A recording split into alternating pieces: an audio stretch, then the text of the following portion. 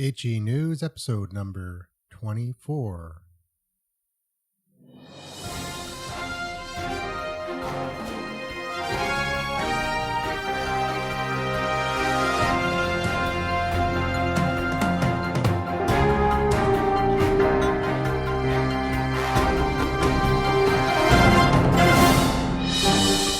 Welcome back to another episode of Health Empowerment News with CROFT WOODRUFF. This week, we talk about a natural therapy for Down syndrome.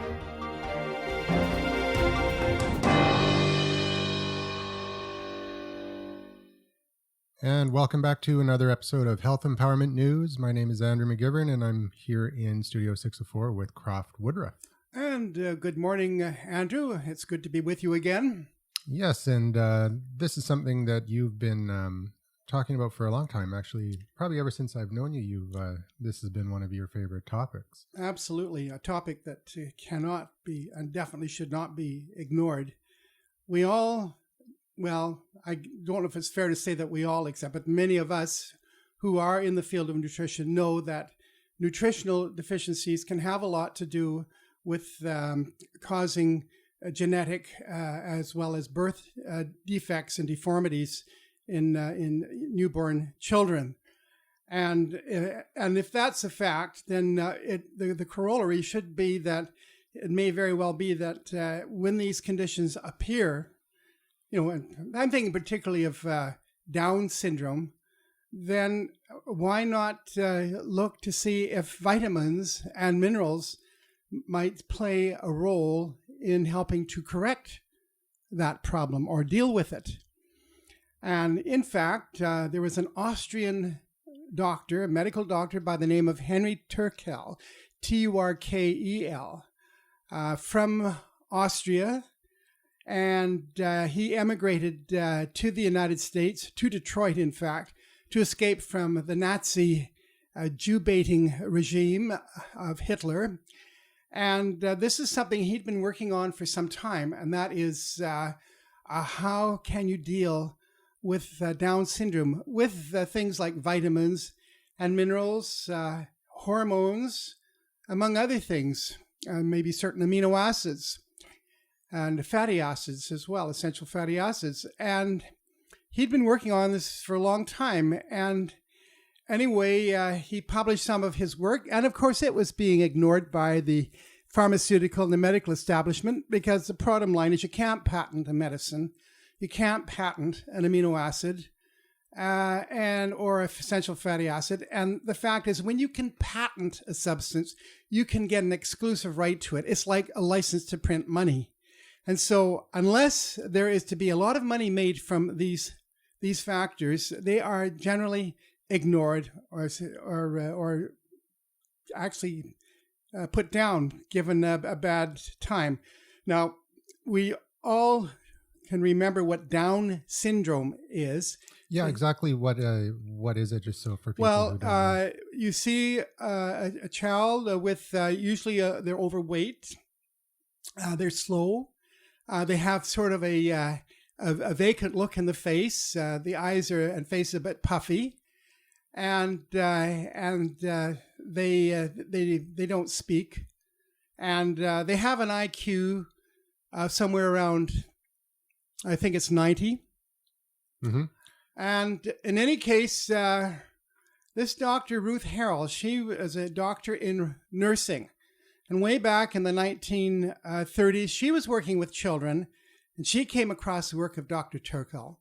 And she started using these factors, amino acids and vitamins and minerals. And also, she was looking at thyroid hormone.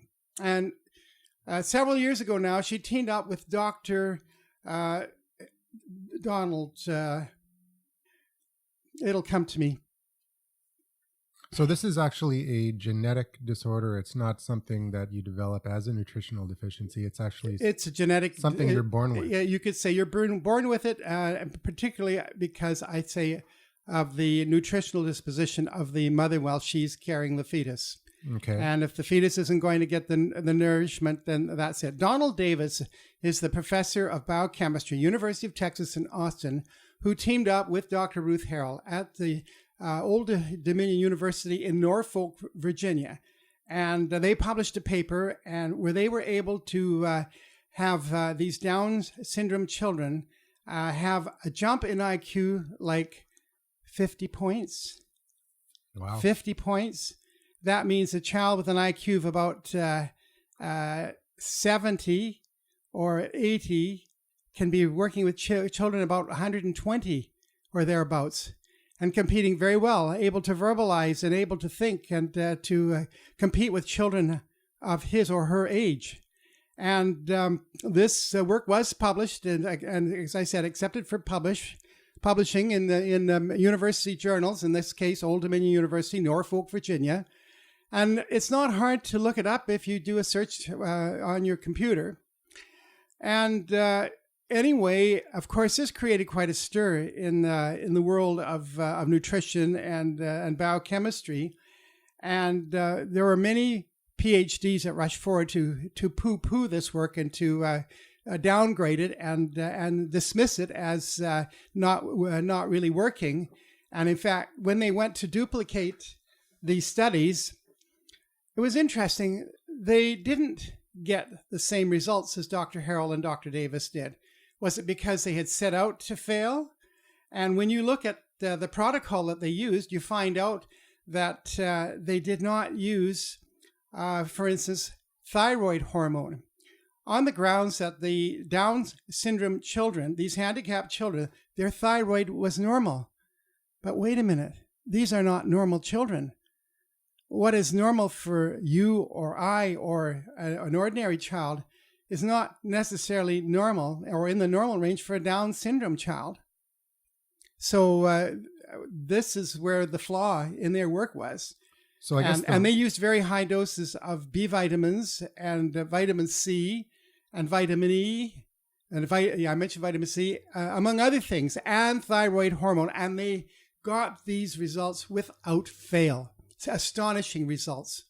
And as far as I'm concerned, there is no reason why any Down syndrome child should be in that state and allowed to stay in that state and be denied these therapies when they are easily found in the scientific journals and can be applied under good medical and psychiatric supervision if you care. So why would they duplicate the study without using the thyroid hormone? Is it because on the grounds that the thyroid on the Down syndrome child or the other children who are mentally handicapped, that their thyroid levels are normal? So but these are not normal children. So the rationale, as far as I'm concerned, does not follow. It's not logical to assume that because they say their thyroid is in the normal range, that it is normal for those children. Mm-hmm. Obviously, in the case of these handicapped children that responded to thyroid hormone,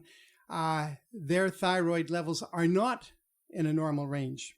I can understand them looking at that and saying there's no scientific evidence to support giving over higher levels of thyroid to a patient has no evidence. But in this case, they're trying to duplicate a study, and that's the scientific method, is to duplicate a study in order to prove whether or not it works or does not work. That's right. And to change the study in any way would be counter to that whole. Well, the fact is that scientific method. Dr. Ruth Harrell, and Dr. Donald Davis set up a protocol that was actually developed or devised by Dr. Henry Turkle. Dr. Turkle retired in Israel just a few years ago, and he's now deceased. But this man really needs a Nobel Prize for his work. But it's been ignored. And certainly Dr. Harrell and Dr. Davis deserve high recognition for their work in this field because they've actually helped an awful number of Down syndrome children, as well as other children who are mentally handicapped, thanks to these protocols that they followed. And the bottom line is just a few years ago on 60 Minutes, they did CBS did a study on, or a program on this lady whose business it was to find homes for handicapped children, Down syndrome children that nobody would adopt and take in to look after. And that was her business, to place these children in homes that would accept them. And through her efforts, she came across the work of Turkel and Harrell and Davis. And they actually featured a little girl, a pretty little girl, a Down child, and who this woman had trouble. She had trouble placing, but with the protocol of Harrell and Davis and Turkel, this child turned right around. Big jump in IQ and physical and mental activity. Well, she adopted the child herself, and that's how she got around to using the protocol. And because of that, she was able to find places for other Down syndrome children because of her work in this field. This little girl, I think her name was Bonnie, she had a 50-point jump in IQ. Her IQ was 90, and it jumped up to 140, just like that. I mean, this child was excelling in school. There's just no excuse for this kind of oversight. So previous to the therapy, they were basically saying the child had no hope of recovery, and this is their the status quo for this child. They're done up in diapers and a kind of a harness, and more or less left in the care of just caretakers. And that's the long and the short of it. And they live the life of, you might say, a zombie. It's interesting. I'm just looking at Wikipedia right now, the article on Down syndrome. And basically it says that Down syndrome is a chromosomal condition characterized by the presence of an extra copy of genetic material on the 21st chromosome, either in whole or part. The effects and extent of the extra copy vary greatly among people depending on genetic history and pure chance. The incidence of Down syndrome is estimated at 1 per 733 births, although it is statistically more common with older parents, both mothers and fathers, due to increased mutagenic exposures among some older parents' reproductive cells. Mutagenic exposures, which can mean nutritional deficiencies, and exposure to toxic heavy metals, as well as compounds like fluoride, which radiation, I suppose, yes, as well. and of course fluoride acts like radiology in that it will do chromosomal damage, and it's just ironic that we have the dental profession extolling the virtues of fluoride without really doing their homework and seeing what damage it can do to the cellular and the genetic structure of a cell. Fluoride and mercury, by the way. Mercury is another one, and I suspect even aluminum and metals like lead, of course, and also metals like depleted uranium, although you have the addition, besides it being a heavy metal, you have the additional bonus of it being radioactive. Mm-hmm. So these mutagenic effects cause it to be more common in children with older parents. When I lived in the city of Trail, and that was until the age of 12, and I was going to the grade school, and then I started in primary school, and then finished grade 6 high school, and then continue on with my education in Castlegar. But the bottom line is that that's one thing I noticed, that there were Down syndrome children in Trail, enough that you were aware of them being there. And of course, you have the site of a heavy metal smelter pouring out fumes from the smelter itself, but also a phosphate fertilizer plant overlooking the town site at Warfield. And phosphate fertilizer plants are notorious as fluoride polluters. So you're getting a double dose of fluoride and heavy metals like lead. So this fact that Dr. Turkel was able to help these children using nutrition, even though this is a genetic disorder, is very interesting. Dr. Sears, I believe he's the creator of the Zone diet. He's been quoted as saying that we cannot change our genes. We're born with them. We can't do anything about We that. can influence them, I think, to a great degree through a good or indifferent or bad environment. Exactly. As well as through nutrition and nutritional support. That's what he says. He says we can't alter our genes, but we can alter gene expression. Mm-hmm. We can alter how the genes are expressed Mm-hmm. through nutrition and lifestyle choices. Yes. So very interesting that that this is a good example of maybe an extreme example Mm-hmm. of how nutrition and I guess it's hypernutrition or mega doses of vitamins and minerals and whatnot in Whole combination foods in with general. thyroid. Yeah. Thyroid hormone plays a very, very important because it regulates your metabolism. Mm-hmm. Yeah. The rate you burn energy. So I guess they don't know why the extra thyroid possibly is a deciding factor. Well, I think it's treatment. because it's cranking up the metabolism of the child and speeding it up. And so it becomes more physically and mentally active as a consequence. Mm-hmm. Interesting. Okay. And then so is there anybody carrying on this work or is this... You have to inquire about it. You have to do some research yourself, go through the scientific journals and look it up yourself. And if you have a Down child, then what you want to do is go and find a doctor who believes in nutrition in the field of health and healing. And or if he isn't aware of this work or she isn't aware of this work, make both of them aware of this work. Mm-hmm. They should know this. And people are flabbergasted when I tell them about this.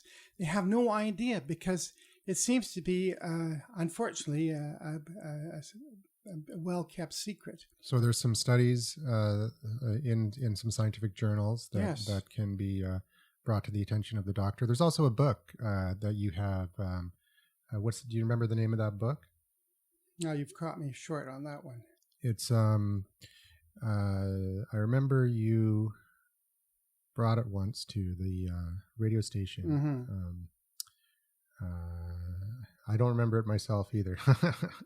But yeah, there's it's a pretty good book explaining the transformation of these children that were under that therapy. Yes. Hang on a second. Okay, so we don't remember the name of the book, but we will put it in the show notes. So if you go to foodsornotdrugs.com, it will be there under this episode's show notes. So yeah, we'll definitely have that on there, as well as some of the links to some of the studies and information about this topic. Yeah. And so what were the nutritional factors that they were given in addition to the thyroid hormone? Definitely thyroid hormone, the B vitamins, mm-hmm. And B vitamins play a very important role in neurological function in any case.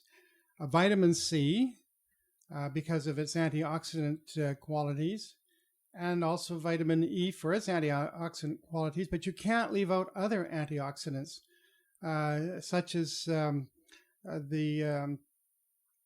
provitamin A, which you find in the red and green and yellow coloring of vegetables, as well as the purple and orange coloring that you, along with those other colors that you find in particularly in fruit. These are very, very, very important factors as antioxidants and play a very important role in maintaining good health and vigor. Now, the other thing, of course, we have to look at minerals like magnesium and also calcium. They should be taken in a ratio of 1-to-1.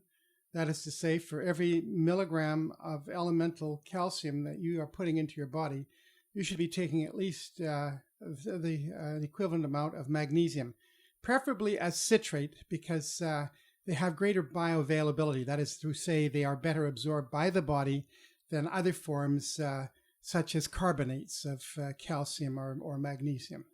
Okay. Mm-hmm.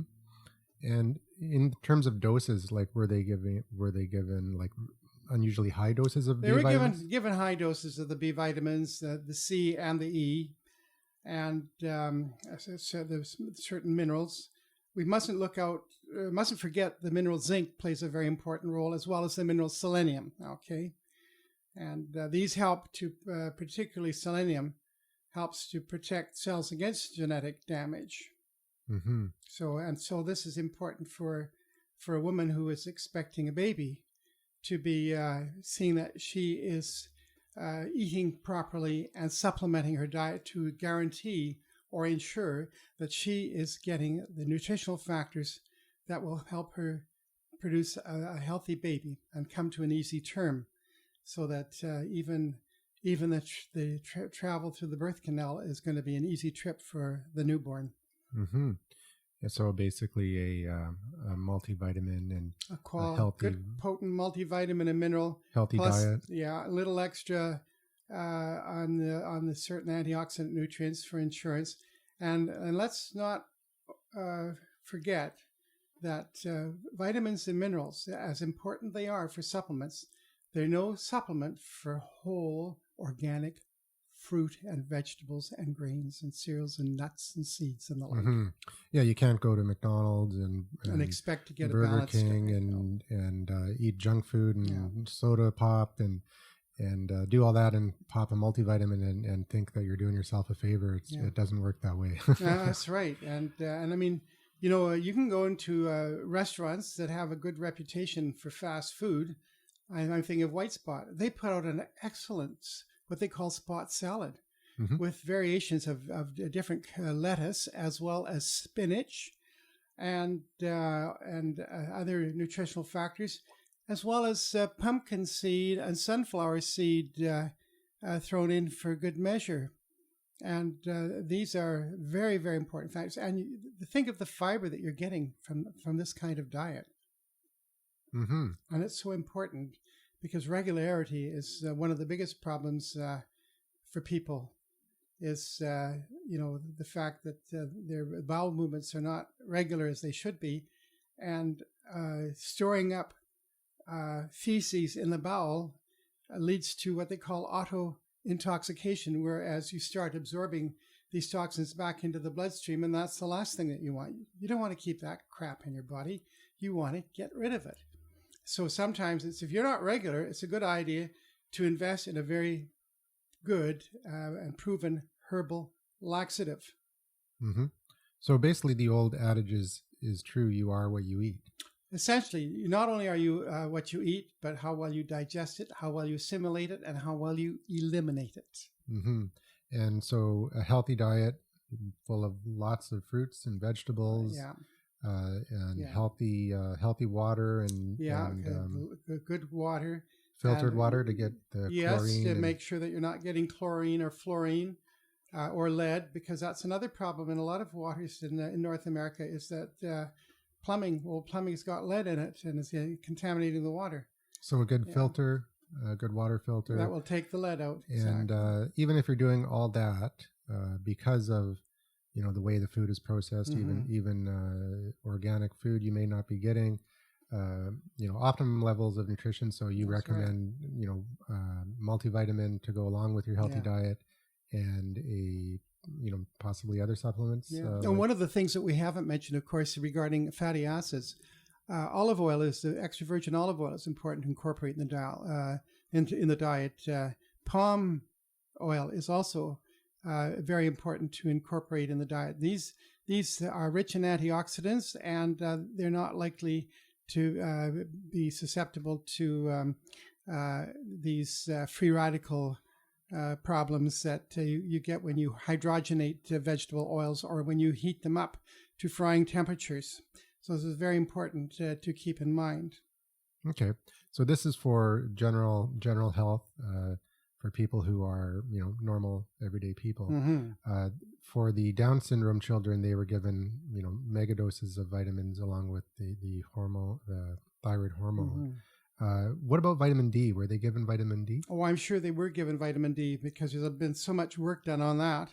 And you can, there's a Dr. Cannell, Cannell. Mm-hmm. He puts out a newsletter on vitamin D. And if you do a search on that name, and vitamin D, you or should if be you able go to the Vitamin D Council website. Yes, that's his website. That's his website. Vitamin D Council. And of course, we're now finding out that the latest research is telling us that in the tropical sun, if you're in places like Hawaii or India or Africa or in the Latin America, you can make vitamin D on full skin exposure to the sun, the equivalent of something like 10,000 international units in less than half an hour. Mm-hmm. So if that's what your body can make, and it absorbs into the lower or deeper layers of the skin and into the bloodstream where it's utilized accordingly, obviously that's perhaps what you should be taking in a climate like we're in now, where we don't see nearly as much sun in the winter months particularly, and maybe not so much in the sun when we have heavy rainy weather like we've got today. The latest issue of Dr. Wright's Nutrition and Healing newsletter, he talks about vitamin D and how the recommended daily allowance is off by thousands, just for the reason that you're saying. Well, let's talk about the connection between vitamin D deficiency and a woman's susceptibility to breast cancer and a man's susceptibility to prostate cancer. These are relative insofar as that hormones, female in the case of women, and male hormones play a role in susceptibility of these kinds of cancer, this kind of cancer, whether it's prostate or whether it is breast cancer.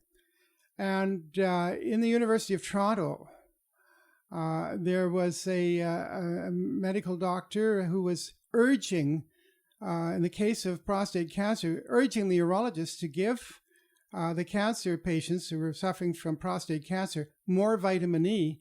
And the more vitamin E that they were given, the faster the prostate cancer was shrinking and disappearing. And of course, this physician was urging them to give even more. And I would say that if that's the case with a man with prostate cancer, if I was a woman with prostate cancer, or with breast cancer, pardon me, I would certainly be increasing my vitamin D. I would ask my doctor about it. And if he's negative, I would find a doctor who is not negative about it and who's willing to work with you. And it certainly doesn't hurt you to take vitamin D simply for the reason you don't need a prescription for it. It is non-toxic. I have yet to come across any history of a toxic overdose. I know in one instance, about a 3-year-old boy, my grandnephew, swallowed something like 40,000 international units. That was vitamin A, though. Vitamin D. Well, the vitamin A was over 100,000 international units. Oh, and there was vitamin D in the... And there was no toxic reaction there. Wow. So, And interestingly enough, this kid, he's a strapping 6-footer now, healthy as an ox, and he hasn't had any of these childhood diseases that we commonly vaccinate against. So if you're concerned about the safety of vaccines, then maybe you should consider supplementing your diet with vitamins that we know play a role in helping to prevent or resist the kinds of diseases such as measles and mumps and smallpox, and probably chicken pox, chicken pox and measles. Did I mention that? And probably polio. Mm-hmm. Well, the chicken pox thing is I just don't understand that. When I was a kid, everyone got chicken pox. I got chicken pox too, and I didn't get inoculated against it either. No, but they didn't have an inoculation back then, did they? No, they have now. They have now, and now we don't know whether it really works or not. Well, that's the thing. You never had to have it before, and now if the chickenpox vaccine is working, kids that don't have the vaccine are going to be less likely to get it as a child because they're not going to catch it from other children. That's right, and therefore their nutritional status might be a heck of a lot better too. And therefore, doctors are now saying get the chickenpox vaccine for your child because now the kids aren't getting it. Well, that sounds to me like they created a demand for the chickenpox vaccine out of nothing because... Well, and then they make it mandatory in a lot of places for the pharmaceutical company. That's a license to print money. Yeah. Because if you have to have it, that means you either you pay for it or public health through your taxes pays for it. And then, of course, those who make money off of these vaccines are going to fight to the death, as far as I'm concerned, to make them legal and compulsory, among other things. And the other thing about these vaccines is they're not telling you is the mercury content. Some of them still have aluminum in them. Both mercury and aluminum are powerful brain and neurotoxins, the last thing we need to be injecting into our children's bodies. And of course, these vaccines are incubated in the diseased tissues of other animals, be they guinea pigs or whatever. And why would you want to inject filth into your child's bloodstream? Because in effect, that is what you're doing. And we know that these vaccines are causing problems, in spite of the claims made by government and public health. In the United States alone, you cannot buy liability insurance if you're a vaccine manufacturer. You cannot buy liability insurance if your vaccine causes death or injury. And not only that, in the United States, I don't know about Canada. You can't sue them, you mean? It's against the law in the United States, and I'm not sure about Canada, should be checked out, but it's against the law in the United States to sue a vaccine manufacturer for injury or death. And the other part of this coin is this. Since the law was introduced in 1988, in which they compensate people for vaccine injury or death, the government assumed liability because they couldn't get over this business of not being able to sue the vaccine manufacturers and the liability business. They've put out over $2 billion since 1988 in compensation. I think the figure is even higher than that to people who have been injured or actually killed because of a vaccine reaction. Mm-hmm. I mean, that should tell you something. Yeah. You know, if you got a red light, do you ignore it? And you're heading for an intersection? No, you stop. Exactly. And you think about it. And you wait until the traffic is cleared, until you get all the facts.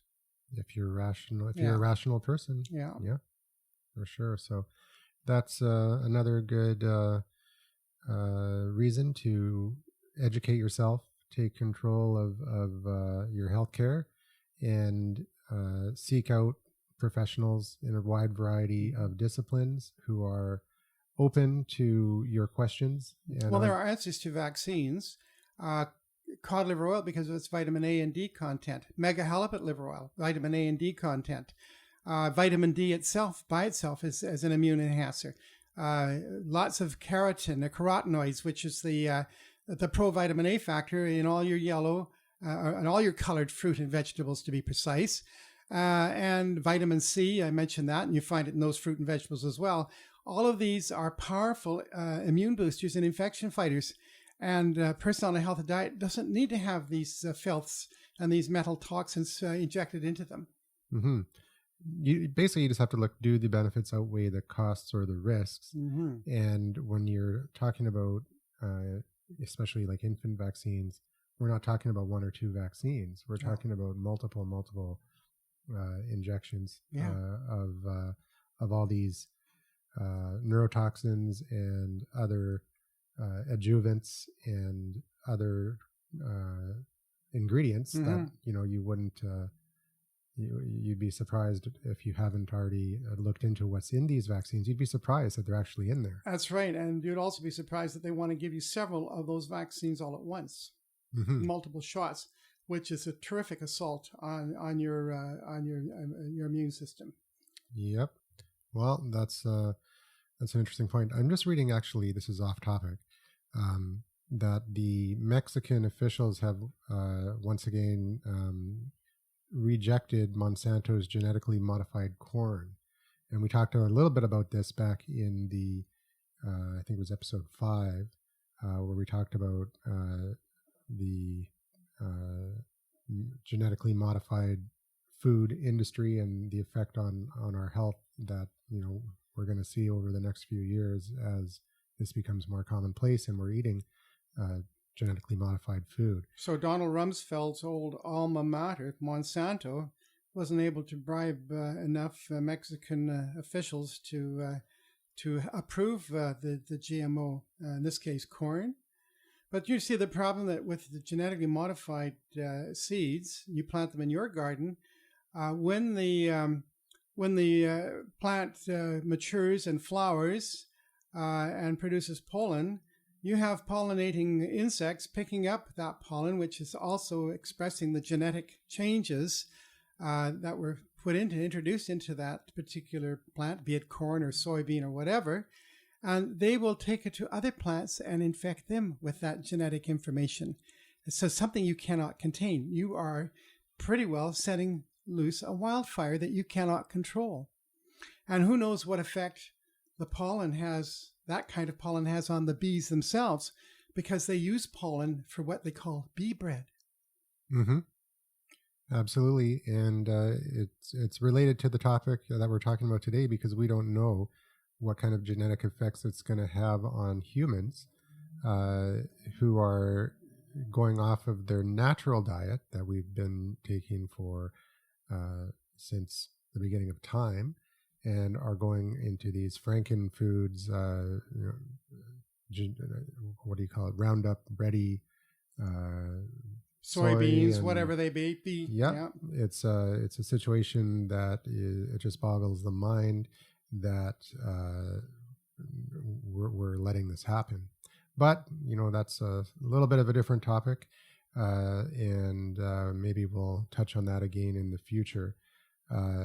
Any last thoughts on super nutrition for Down syndrome and other conditions? Well, certainly it starts from the time of pregnancy.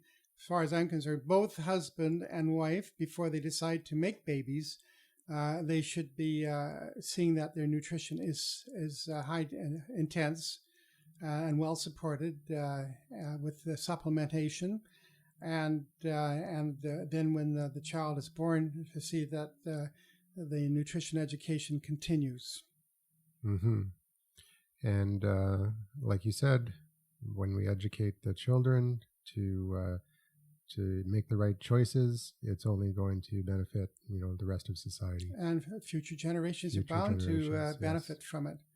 But it's all a matter of education and conditioning, and people understanding that just because the government approves it doesn't mean that it is necessarily safe or suitable. Okay.